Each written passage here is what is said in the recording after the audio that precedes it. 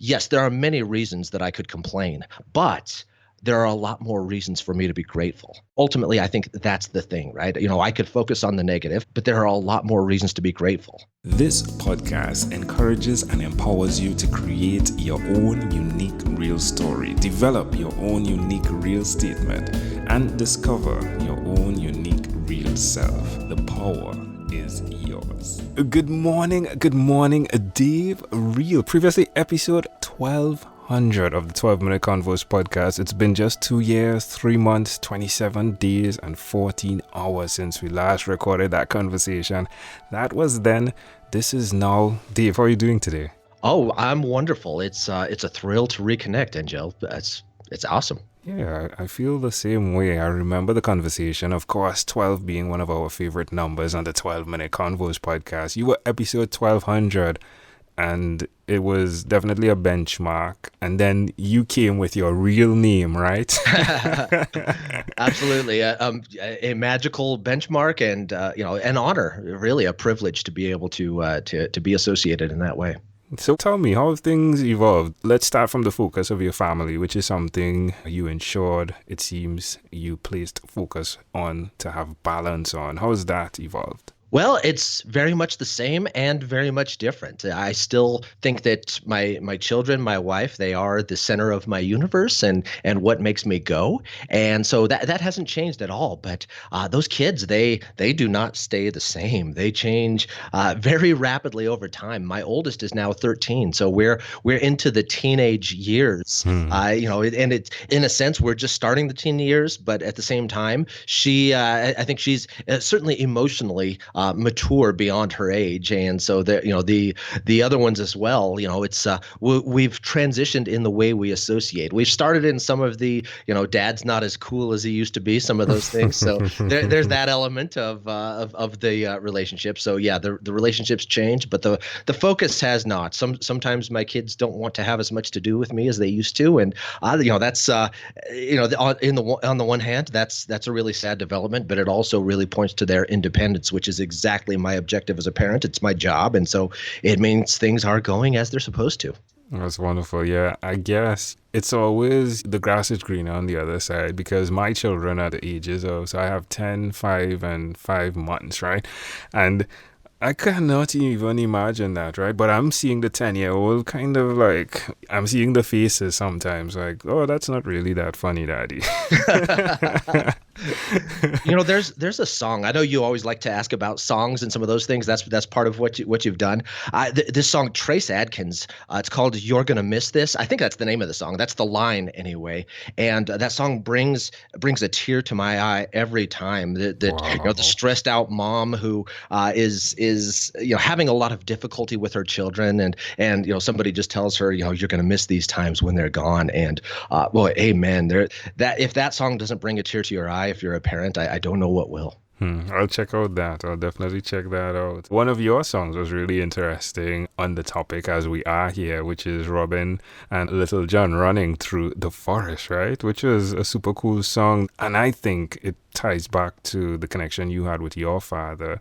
It seems as though there's a connection you have as well with humanity. It seems as though, and you can correct me if I'm inaccurate, that being who you are has helped you to then develop relationships with other people. Is that accurate?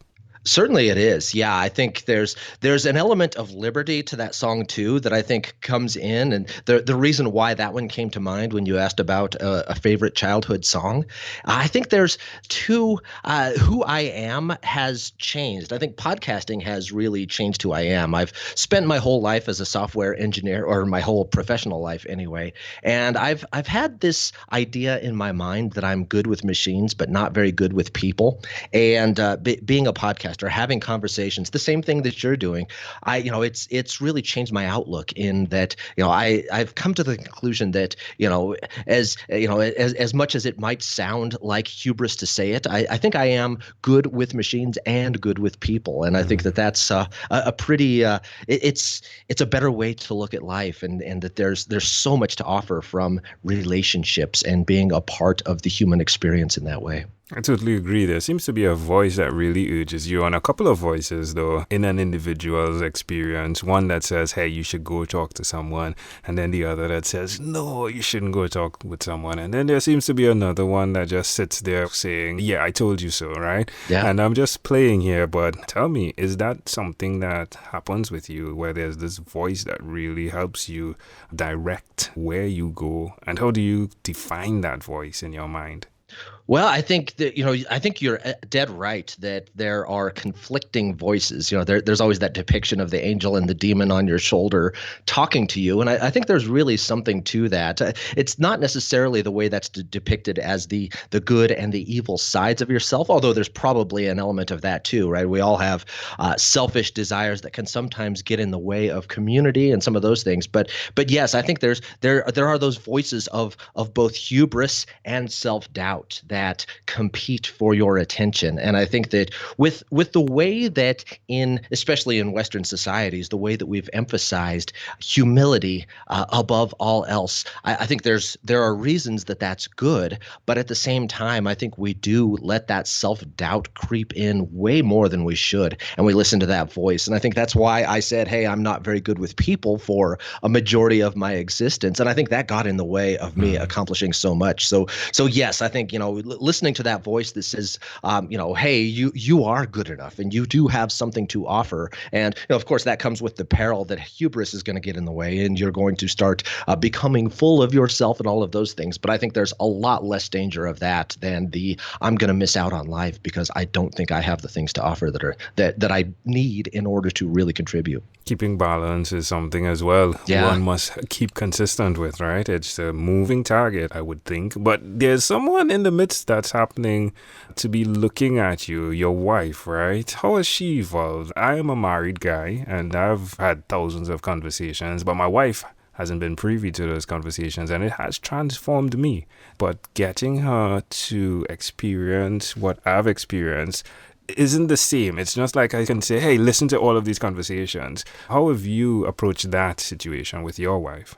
That's a great question, and I'm not sure I have a great answer for it. I think it's clear, and I think it's intuitive to think that that when we get married, we think it's going to be one thing, and you're marrying one person. And 15 years down the road now, for me, right? And whether it's 5 years or 15 or 50, that's not the same person, right? You're not married to the same person that you originally started with, and you're not the same person either. And I know that I've changed a lot, and the nature of my marriage has changed a lot as well. And there are ways that's it's not what I hoped for, and there are ways that it's more than I hoped for. And it's exactly what you said, right? There's balance, and you take the good with the bad, and you try to figure out. And I think in relationships, if you are communicating and you are honest, you can find a way to make it work. And I think that's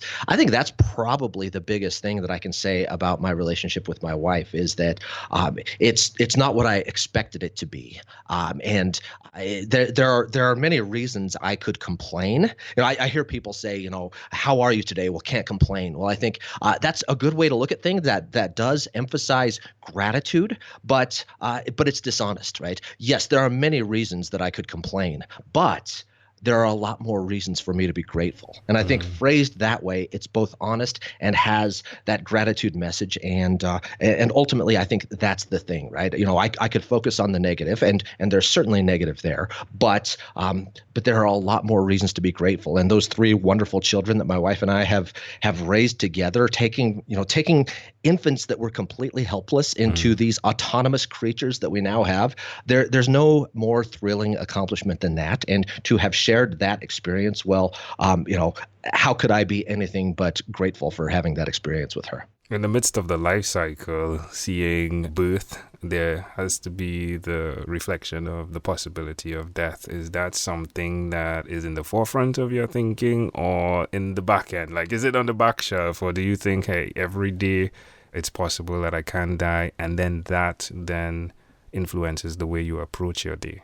I think it's something that I am conscious of, but it's not usually in the forefront of my mind. I think the experiences that I've had with death, I've lost grandparents. All four of my grandparents are now gone, and those experiences certainly stand out in my memory of what it was like to lose someone. It's funny that you and I, before we started recording here, we talked a little bit about podcast guests having passed on, and Scott Allen, who was a guest of my Developer on Fire podcast recently passed away, and it's a bit of a shock to think that, hey, I have had an experience of having a heartfelt conversation with this person, and now they've gone to the other phase of life where I don't know what happens after we die. I tend to think a little bit that's just the end, and there's no more experience after that. But I think it would be hubris to say that I really know anything about that.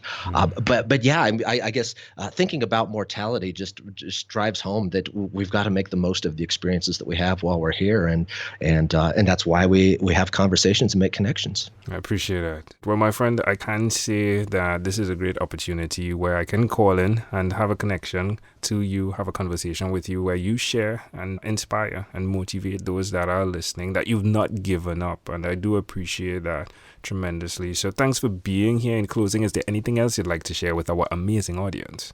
I just want to say thank you, Angel. This has been a great experience, and it's really remarkable that while we are not physically close to one another, we're able to have these connections like this as though we were, and it's a marvel of our time, and I'm grateful for it. I am as well. Dave Rael, my friend, a pleasure I treasure. Thank you for being on What is Inspired by 12-Minute Convos with Angel Jones.